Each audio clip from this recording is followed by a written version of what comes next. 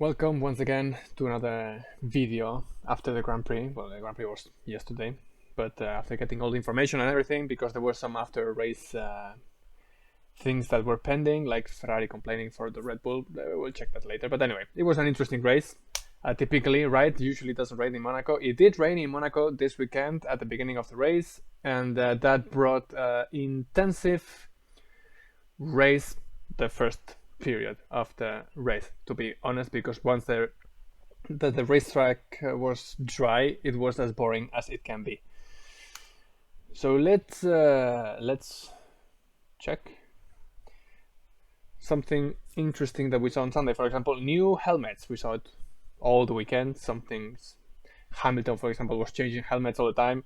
Leclerc was using this with Monaco colors. Gasly was using this yellow or golden color thing with the usual things that he has on his designs.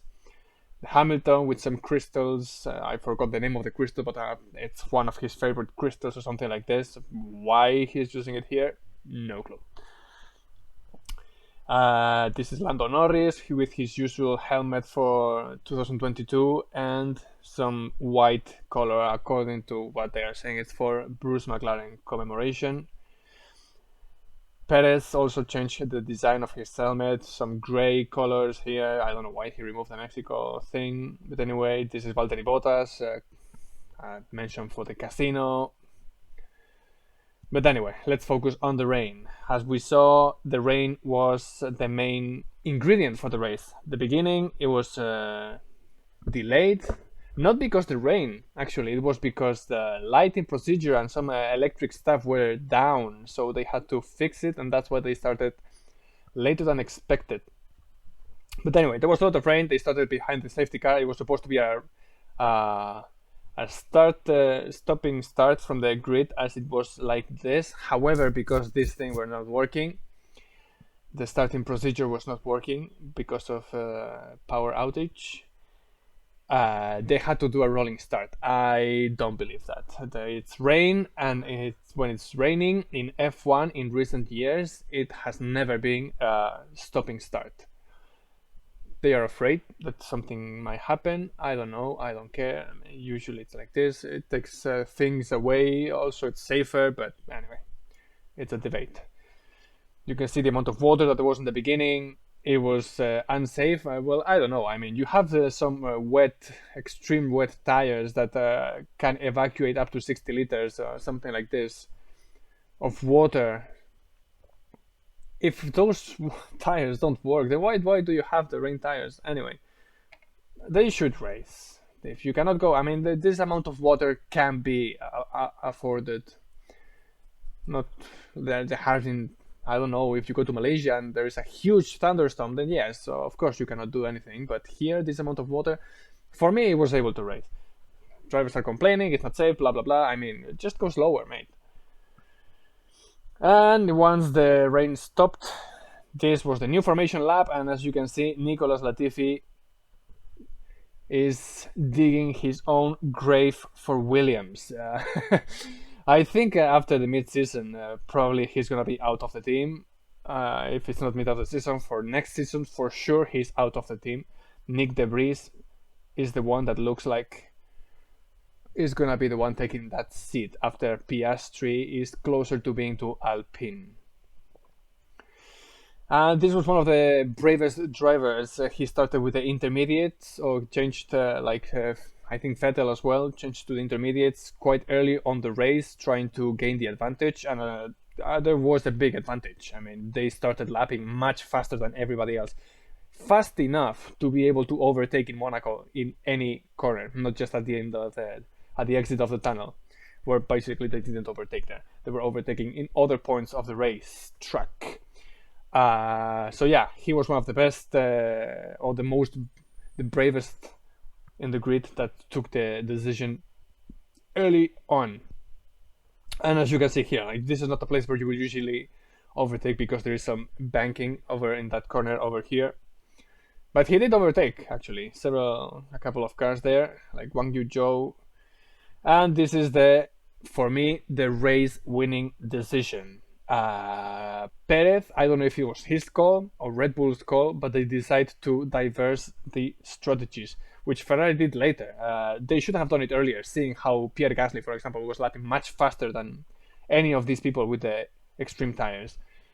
Um, this is the race winning decision. He went back. In theory, he was going to have traffic, but Norris pit to change tires as well, so he had free pace. He free track in front of him to have the free pace that he was supposed to be having with intermediate tires, which means he was eating a lot of time to the three front runners. You can see here as well. With this is when they changed to slick tires. The thing with what that happened here between that image before and now is that Leclerc went to pits a couple of laps later to change to intermediates. Would they ask Sainz, do you want to? And Sainz says, let's change straight from wet tires to slicks, which in theory was gonna be the good decision had Perez not done the thing as he did with the intermediate tires. Leclerc on the other side voted with the intermediates, and they called him to the box, and once he started to go to the pit lane, they tell him to stay out because Carlos Sainz was too close to him and he was going to lose time, which he did, by the way. That's why Leclerc was so angry on the radio. He lost position to Perez, to Sainz, and to Verstappen. And this is another important part of the race. Mick Schumacher lost control and crashed here. They started with a virtual safety car, then they put the safety car, and then they red flagged the race. This should have been a straight red flag. I'm sorry for that, but I mean, you have to repair all this, you have to take all and clean. Should have been a straight red flag. Why they didn't? They haven't stopped in the sessions for every single little knock. Like Tsunoda yesterday in qualifying, he knocked something. There was nothing damaged. Just his tire cover was damaged, and still they stopped the qualifying for that. And for this huge accident, they didn't stop it. Much later they did, but it was already too late. For me, I don't know. He was okay, anyway. And this is interesting, Zhou Guangyu, the control of the car, hats off to controlling of the car. By the way, Tsunoda closed the door on him by surprise, and that's why he did this. In the onboard camera, you can see much better the control that he did. This is the race results. And as you will see, I guessed 0 positions of this. Leclerc was supposed to be winning. Ferrari destroyed and dynamited his chances of winning, and that's why he's here. Max Verstappen, in my opinion, should have had a penalty for what happened in the pit lane, which I will show you now. And yeah, these two were the lucky ones. Russell, once again, in P5. By the way, he's the only driver that has scored points in every single race this season, and has been always in the top 5 qualified in the race. Lando Norris, very good for McLaren, not same luck as Daniel Ricciardo, who is also another driver who is digging his own grave. Fernando Alonso's strategy, look at this. After the red flag and they started behind the safety car again, the rolling start, the second one. 46 seconds, and let's not forget that Fernando Alonso was actually at the end putting the fast lap. According to what he said, he was managing the tires. Hamilton was not able to pass him because we cannot pass in this racetrack. Lando Norris had a pit for free. You can see the difference. There's 30 seconds of difference. So he did have a free pit stop, so he could do the fast lap of the race and have an extra point, which he did. And then Valtteri Bottas, which had a horrible weekend, let's face it. He had some power unit issues on Friday, and then the qualifying was not as good as one could think the Alfa Romeo was going to be. There were high expectations for this weekend for the Alfa Romeo because they were very good in the slow corners. However, big disappointment for them. Sebastian Vettel, once again, saving the points for the Aston Martin in another good weekend for him. I did guess I did guess the pole position for Charles Leclerc, but as you can see, the rest are out of position, right?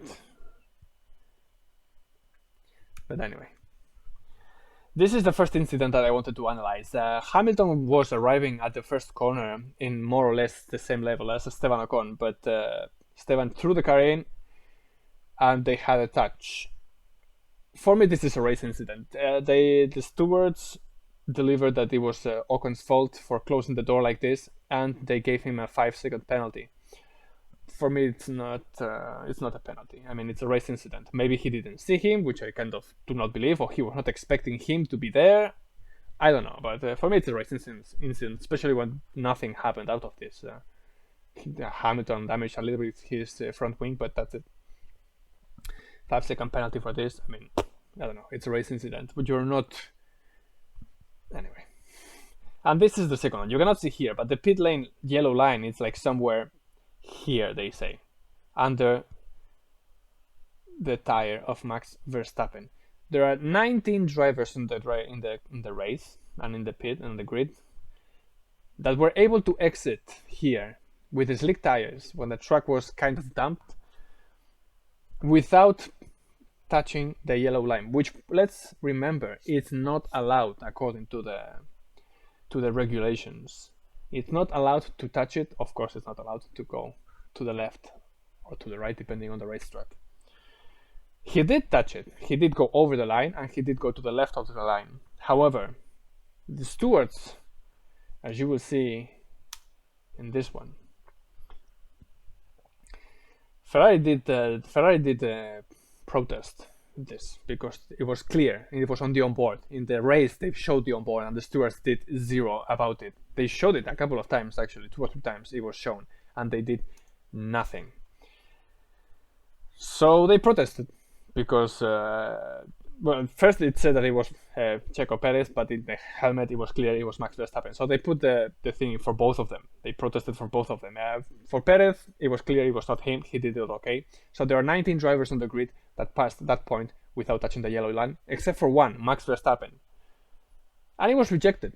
It was rejected because the tires wore, you will see here, it is the stipulation. All parties agree that car 1, which is Max Verstappen, did have parts of the front left and rear left tire on the left side of the yellow line. Let's not forget, you cannot be on the yellow line in any racetrack. There has been penalties on the past for this. I think not in the recent past, because everybody knows you cannot do that. But when they started to put this white line because of the danger of everybody coming out of the pits and just going straight to the left, I think I remember in Barcelona many years ago, Ralf Schumacher got a penalty for that.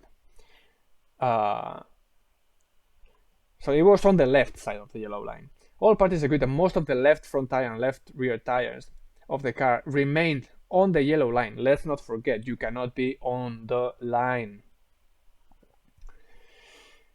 However, they did not put a penalty, issue a fine or whatever to Max Verstappen, which once again, according to me, this is just my personal opinion, he is having the favor of the FIA. Last year he did a lot of nasty stuff. Nothing happened to him. The previous year as well, I think it was in Austria against Charles Leclerc. He pushed him wide, 0 penalties. I mean, people complain about Hamilton being known as the driver of the last time driver, where he did stuff and he was the last time he was allowed to do that. Max Verstappen is going on the same way. I mean, they are forgiving him so many things. I'm kind of sure that instead of Max Verstappen, this was, I don't know, Yuki Tsunoda or Zhou Guangyu or something, the penalty would have been straight. But it's Max Verstappen, you cannot damage, right? It's not fair. I mean, I'm sorry, but I used to be a Red Bull supporter. When Ricciardo was there, it was kind of fun to see them fighting against the Mercedes and everything. But it's not fair. Like, they are doing a really bad job with analyzing Max Verstappen. They are allowing him to do much more stuff than any other driver. This should have been a penalty yesterday, 5-second penalty, and they should have allowed Leclerc to go on the podium. Not because I prefer Leclerc over Verstappen, or I prefer Ferrari over Red Bull or whatever, which I don't, by the way. But But I mean, 19 drivers got out of the pit incorrectly, and one of them didn't. Should have been a penalty, but anyway, they will not penalty. So moving on from the weekend, I did put a quiz on Friday, and the victor is Ayrton Senna with 6 victories. It's Mr. Monaco. The second one is Schumacher with Hamilton. I think also has 5 victories or 4. But anyway, this was an easy one. Let's see if other races I can put more difficult ones. The next race is going to be Azerbaijan. We have a 15-day break. It's going to be on June 10 to 12 at 1 p.m. European time, or if you're in Asia, it's going to be around 7 p.m. And if you're into USA, it depends on the place that you are, you know the time. As always, take it easy, and see you during the week to see if we have some more interesting news or other stuff that we can tell.